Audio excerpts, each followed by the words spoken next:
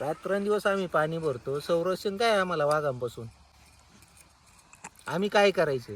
काहीच नाही. हा, तुम्ही मंत्री, तुम्ही संत्री, हा, तुम्ही एक एक आमदार खासदार आमच्यासाठी काय करता? बरोबर आहे.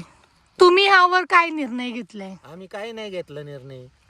आम्ही शेती सोडून देणार. ते बंगले आहेत कोणाकडं, मुख्यमंत्र्यात कोणता बंगला आहे, बंगल्यामध्ये आम्हाला राहू द्या, विषय संपला. हम्म. मी तिथे येऊन राहतो ना, सगळ्यांना आम्हाला खायला घाला, विधान भवनात फुकट खायला हम्म. पण तिकडं आम्हाला सगळ्यांना. आता गेल्या महिन्यामध्ये जी त्यांची मीटिंग झाली, त्या मीटिंग मध्ये तर त्यांनी विचार केलाय सगळ्यांनी मिळून, जसं वनमंत्री सकाळी आहेत मला सगळे 3 वाघ भेटले. भेटले का दिसले? भेटले डायरेक्ट समोरासमोर. हा?